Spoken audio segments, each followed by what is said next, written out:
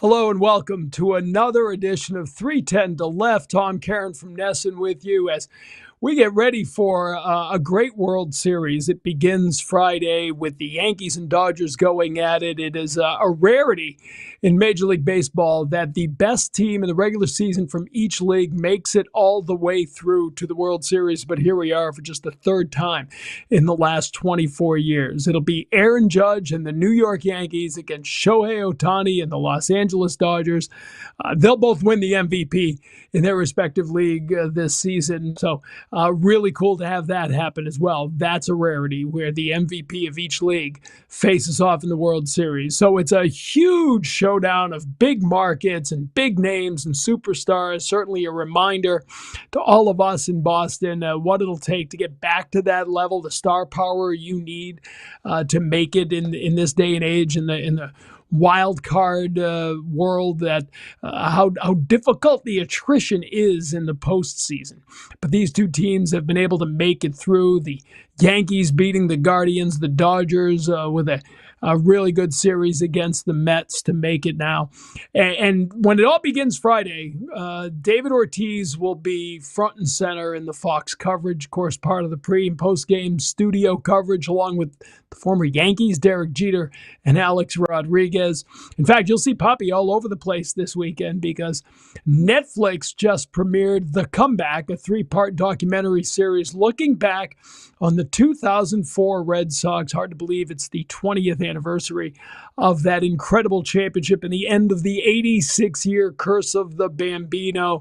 So since it's all Papi all the time this weekend, we thought it would be the perfect time to bring David Ortiz back, get a World Series preview, talk about what the Red Sox need to do this season, and maybe look back on that '04 World Series. David Ortiz, Big Papi, greatest clutch hitter in Red Sox history, joins us this week as the guest on this 310 to Left podcast. All right, it's just the third time in 24 years the top team from each league in the regular season are going to meet in the World Series, and the man getting ready to call it all joins us now, David Ortiz, part of the Fox broadcast. Big Papi, how are you? I'm good. I'm good to see what's going on. Now, then, I mean, this is the matchup baseball needs, right? I mean, if you're a casual sports fan and you haven't been paying a lot of attention to baseball, you get Ohtani against Judge, you get the Dodgers against the Mets, you get the top two payrolls in baseball. This is going to be a great World Series, isn't it? It's gonna be unbelievable. I mean, you're talking about the top two teams in baseball as of right now. When it comes down to payroll, when it comes down to talent, when it comes down to rivalry, when it comes down to history, when it comes down to everything. I mean, here's the match. And you get the two big boys. You get Ohtani against Judge going at it. Tell us what it's like, because like being the guy. Now, there's a good supporting cast. You had good supporting cast, but you went to the World Series three times where you were the guy everybody circled and said, we can't let this guy do the job. What's the pressure like on Ohtani, on Judge as they go into these World Series games? The most impressive thing about it is that both these guys have monster season. One of them is his first playoff experience, which is Ohtani. The other one have been in the playoff. He haven't been very successful. He basically this year started warming up, which is Judge. But they both have collaborate to face the situation that they are facing nowadays, which is being in the World Series. And it is expected to be in a very interesting World Series based on the two of them plus the whole army that they have behind, which is in the Yankee side, Soto, Giancarlo Stanton, you have Gleyber Torres, and then you go to the Dodgers and you have Mookie Betts, you have Freddie Freeman, you have Monty. I mean, this World Series, I would say this, attention wise, is gonna be one of the biggest of all time, uh, based on the talent. that is gonna be approaching this World Series, and pitching wise, that doesn't stay behind. I mean, that go hand with hand with the offensive with the offense that both teams have. You know, I mean, I've been watching these two teams very close, and I don't even know what the money is at, Tom, right now. To be honest with you, they look pretty similar. Yeah, it's a tough pick, no doubt about that. You mentioned Mookie. We got to talk about Mookie because usually a town loses a guy like that, and you never love him again. We love Mookie, right? I mean, everybody in Boston wishes this guy was still here, obviously. But he was starting to hear some criticism about his postseason performance. He put it together in the NLCS. He was on an absolute tear. I think he hit 346, couple of homers, 9 RBI. What changed? You've been watching these NL games closely. What did Mookie do in that NLCS to put it all together? Who doesn't love Mookie? I mean, Mookie is the perfect package. Mookie is the guy that you saw him grow up. I saw him grow up. He's a student of the game. He's a leader. He's a guy who he will do anything to help you win. I mean, you're talking about a guy who is a gold glove that you ask him to play in shortstop because they need your shortstop. And he be like, okay, I go there. I mean, who does that? Nobody. I remember during this playoff, Mookie uh, wasn't hitting like he normally do. What people don't understand sometimes that playoff or short series that during the season you go off or whatever in 3, 4 games, people will not really notice. But in the playoff, it's different, you know. And I remember having a conversation with Mookie about you know how we do breakdown about players' mechanic and stuff like that.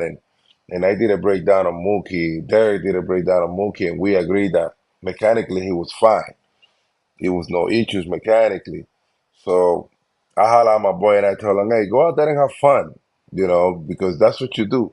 When you are beating the opposition, it's when you are having fun where everybody see that big smile that you have and and just go from there because sometimes we put so much pressure on ourselves, especially during the playoff. And if you don't react as soon as possible to it, all of a sudden your playoff number never shows up, So we basically had a conversation, and I'm not saying because of it he started hitting, but he just caught up on fire right after. He realized that yes, I'm not having fun. Let me go out there and and do what I normally do, and he haven't stopped hitting since. So I'm not surprised with a guy like Mookie doing what he's doing right now because that's what he does. I mean, he's a pure hitter. He's extremely talented. When you talk about strategy in the game, Mookie never stopped. So I would not be surprised if during this World Series, he go off just like he ended up doing during the NL Championship Division Series. One thing I always found interesting watching playoff games and really watching you in the postseason is, there's always a guy or two. For you, it was that they'd have a nasty lefty in the bullpen that, he's sitting around waiting for your at bat in the seventh or eighth or ninth inning, right? In the regular season, you might see that guy in July and then not see him again until September. But in the playoffs, you might see him 3 times in 4 days. Did you find that gave you an advantage? Like, as the series went on, did you start? I mean, obviously in 2013, they couldn't throw a pitch to you that you wouldn't go get. But by and large, did you feel as the series went on, you started to get even more of an advantage because you were seeing these guys almost every night? Oh yeah, I mean, I used to turn down to be more dangerous the more I see you. That's why in this short series, more likely the second time around, I always pretty much it caught my attention how he gonna react against the guy that they saw 4 or 5 days ago, and it's because that's what the big league's all about. Like the other day, when the Mets faced Jack Flaherty for the second round, he's a pitcher that has average stuff. He doesn't have like explosive and crazy stuff like some of the other guys. So I called it. I say the Mets was gonna make the adjustment to hit against it, and that's exactly what happened. Same thing. The Dodgers facing Manaya second time around. I know that was gonna happen. And it's because Tom, I know how hitters think. I know what hitter mentalities are, especially this ball club that had the best hitter in the game. That's why they are where they at. Playing in the playoff. Because those hitters, they know how to make adjustments. When I see you today and then I see you 4 days later, it's easier for me to make an adjustment than if I see you today and then I face you a month later or 6 weeks later. You have to. It's easy to memorize. It's like flashback of what you saw a couple of days ago. I mean, to me, that was big, and I see that on hitters, making that type of judgment. So, in short period of time, the more you face a batter, the more advantage as a batter you have. It doesn't matter, and it's because it's like you basically seeing things from one day to another. And to me, that was very important when I used to play. You were exceptional at handling the pressure of Boston. You embraced it. It made you better. Aaron Judge seems to have done that in New York, right? This guy seems built to play for the Yankees. You've gotten to see him up close now. Tell us a little about what makes him special and why he's such a good fit for that team. And Judge, I would say it's in the same boat of Mookie Betts when it comes down to studying the game. I mean, the guy, he, I talked to my boy Juan Soto a lot about him, and he is a very hardworking player who try to take advantage of every single opportunity he gets. It doesn't matter if he got four hits yesterday, he wanna get four today. It doesn't matter how bad his day was yesterday. He's not thinking about it. He achieved that and come back and trying to do new things. And that's the way that superstar approach the game. Superstar, you're never gonna cut up. Superstar is sleeping. Superstar always doing their homework. Always trying to get better and better and better. And that's Aaron Judge, and he's perfect for this game. I mean, all those amazing years that he has been having. Unfortunately, with the Yankees, not with the Red Sox. but hey, it is what it is. When you are that good, Tom, that hitting is not an easy thing to do. And when you see a player year after year responding with the same type of numbers, that's when you separate a player from everybody else. And that's Aaron Judge. He's that caliber of player. You mentioned Soto. Juan Soto going to make a lot of money this winter, isn't he? Oh boy, you have no idea. I mean, this kid, the other day, I'm watching the game, and when he hit that home run, I say this, he cement his contract right there because he haven't stopped hitting. I mean, he all year round. This is a guy that I would say this. He got to be the best hitter in the game as of right now. When you talk about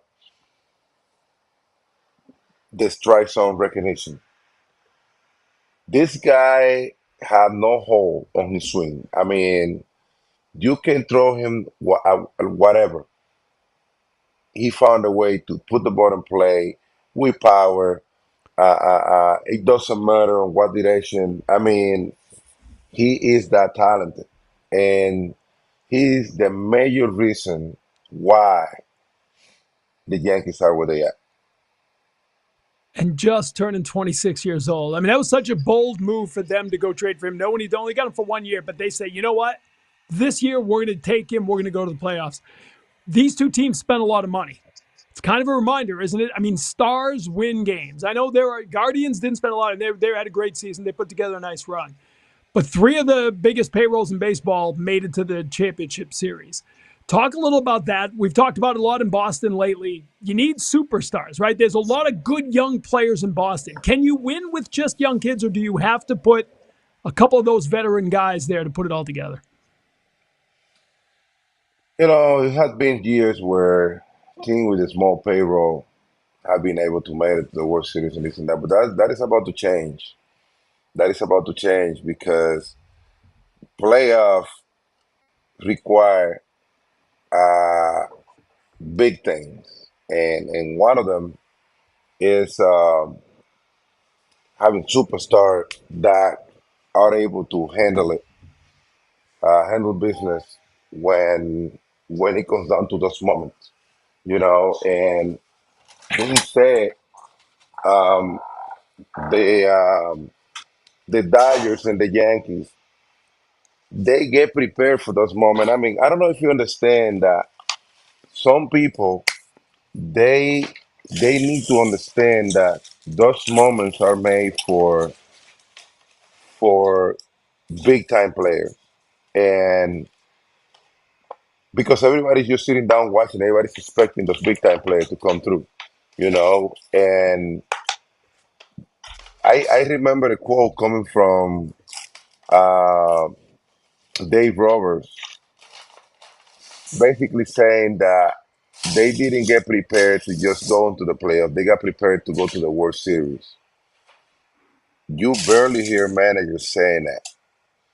You know, a lot of managers from a lot of these young teams, they are okay if they made it to the playoff, hoping to take things to the next level. Now, the Dodgers and the Yankees, they get prepared to win the World Series, and here they are. And why they say that? Because of the big payroll, hiding superstar, hiding good players. I mean, you can see those stadiums on a daily basis loaded with fans because the fans understand the importance of this organization winning, and at the same time, the importance of hiding this great talented player to be able to be where they at right now. So at the end of the day, um, they chase what they want from the very beginning. You know what I'm saying? Hiding a guy like signing a guy like Soto for 1 year. You would say this in your mind. Well, okay, this guy is about to get paid. I know he's gonna give me the best of the best coming into this season, even if it's 1 year deal, because he's chasing his big deal. You know what I'm saying? And I'm not saying that he only doing it because of it, because Soto is a guy that's since day one, every year, no matter what, he come out there and put up numbers. You know what I'm saying? But at the end of the day, that's what every organization looking for. Good talented players that take them to the promised land. Who's facing more pressure in this series, Poppy? The Yankees or the Dodgers? Who's got more pressure? Well, if you flip a coin, uh, I would say both of them are in the same boat. You know, the Yankees haven't won a World Series in 2009, right? The Dodgers have a win World Series in those ceiling years because and I know they won the World Series in 2021, right? 20? 20. It was 20 or 21? 20. 20 is a But COVID year, yeah. yeah, the COVID year, but people haven't give that World Series the credibility that it deserved, and it's because it was a short season. Right. So I would say if they win the World Series right now, whatever non-credibility that they haven't given to the World Series in 2020, I think it will walk away because now you're showing that in a regular season you won it. You know what I'm saying? So they both have a lot of pressure, both of them. All right, you're going to be all over Fox this weekend. You're all over Netflix too, because the new series, The Comeback, just came out. The documentary. Does it feel like it's been 20 years? I feel sometimes it feels like it was 100 years ago, and sometimes it feels like it was yesterday. How did we get this old, Poppy? Well, uh, to be honest with you, it feel like it was yesterday. Um, everything had changed so much, uh, high quality wise, that it seems like it's been a while. You know what I'm saying? So uh, even the style on players had changed. Like I have been watching all these kids celebrating the playoff, taking the shirt off and this and that. Like, man, I can't even stand the cold champagne on my body, wearing my shirt. Think about being shirtless. I mean, everything has changed. Like me and Dad, we look around, we be like, man, what is going on in baseball nowadays? All these kids are celebrating with no shirt. Like, what is happening? But that's the new thing, man. And yes, I mean, it seems like it was yesterday because um, you can. I basically can remember everything that happened during those celebrations and those times. You know what I'm saying? But uh, I have been getting a lot of feedback from people that have been watching it, and man, it's incredible. David, what do you remember most? I mean, you had those great clutch moments, the walk-off moments, but when you think about that entire playoff run, how improbable it was, down 3-0 to the Yankees. No one's ever done that. When you think back to it, what do you remember the most? Well, one thing I never forget is about it is it was Millar basically telling all the Yankees players during batting practice, don't let us win one. Don't let us. He used to go around. He used to go around and tell everybody, don't let us win one. And then I remember him telling A-Rod, hey man, after we won the first one, he say, hey man, why don't you let us win another one for television? That's good for ratings. But let me tell you, man, I mean, we were hungry. We were, we had the attitude, we had the craziness we have. Once you get to be all in three, you are against the wall. You have you have nowhere to go. All you gotta do is attend to win one after the other one, and that's what we did. And but the attitude and the body language were there. Even after we won the first one, it was like wow, and having the fans behind us, you know, I always say that New England had the best fan base out of everybody, and now that I'm covering this playoffs thing, I can see like I see the LA Dodger fans. Wow, incredible. Uh, they are hungry for winning a World Series, and New England were back in our days, and when we were playing out there, and as a player, when you see that, you just want to get the best of the best, and that helped us to move on and win the World Series. When you guys came back on the bus, right? You flew back from St. Louis. You guys got on the bus. You came in 7 a.m. I don't think anybody in Boston had slept that night, right? The whole city was still awake all night. And there were Red Sox hats on gravestones already. When did it hit you how much this meant to the people of Boston? Right there, nobody sleep that night. Nobody give up on us. Nobody walk away from hoping that we win a World Series. And we did it, and it was the biggest celebration I had ever been part of. It was millions and millions of people on that parade celebrating. I mean, the joy was incredible. I mean, I never forget that on that parade how people were going nuts during that celebration. It was insane.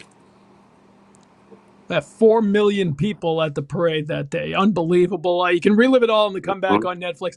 By the way, I know you're going to be with A-Rod and Jeter, and I know the anniversary of beating the Yankees already came back, but Sunday you can wish them a happy anniversary because that's when you won the World Series, all right? You tell them everybody from Boston wishes them a happy anniversary, all right? Ta-da! Hey, Papi, I always give them some. I always talk to them about it. I always give them a hard time. They be like, "Gang." I think they'll be showing some clips on Fox. I don't think there's any doubt about that. We got to see those highlights That's again. right. That's Listen, right. we're going to see you next month in Florida. The weekend with Papi's coming up. Last year, you had over 400 people down there golfing, raised a million and a half for the David Ortiz Children's Fund.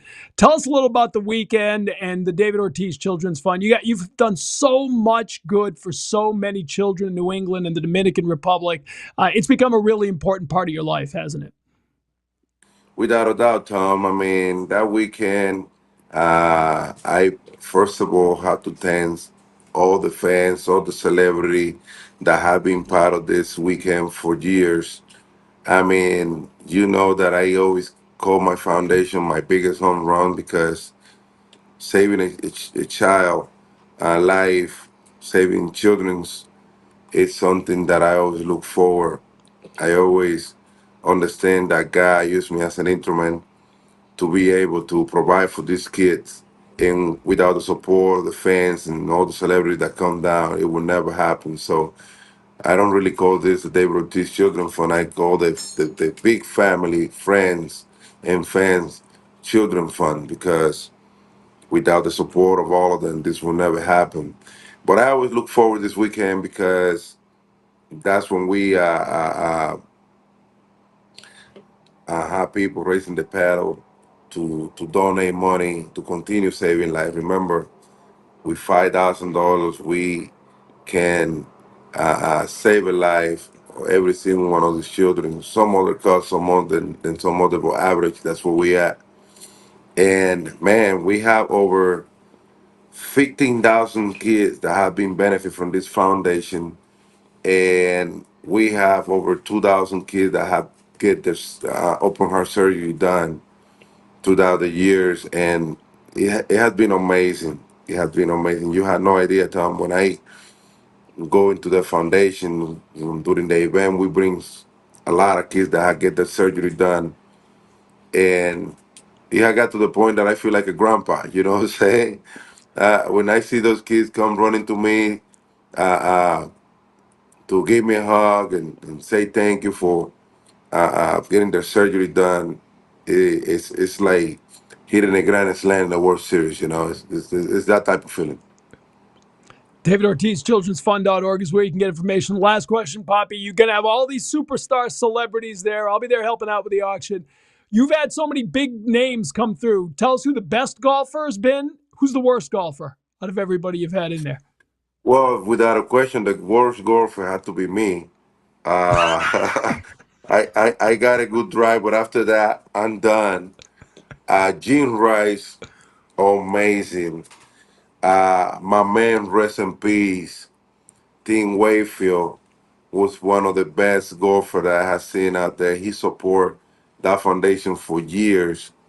My boy used to come in with his wife, rest in peace. Also, uh, they used to be there for me all the time. You know, like I say, it's a big family thing. We're gonna miss it a lot. Because even last year, when the first tournament showed up and they wasn't there, it was something that it was incredible not have them around.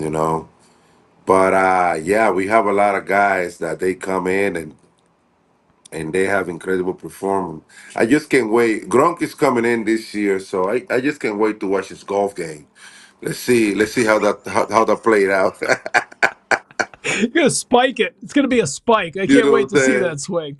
Uh, saying? Listen, well, we appreciate it. We know it's a super busy time. Get ready for the World Series. People in Boston love to hear from you. And yeah, again, I want you to wish all the Yankees a happy anniversary for us, all right? Because it was 20 years ago Sunday that you I got your first got you. ring. I got you. Poppy, great to see you, buddy. We appreciate it. Hey, thank you, Ton. I appreciate it, man. David Ortiz with us on 310 to Left.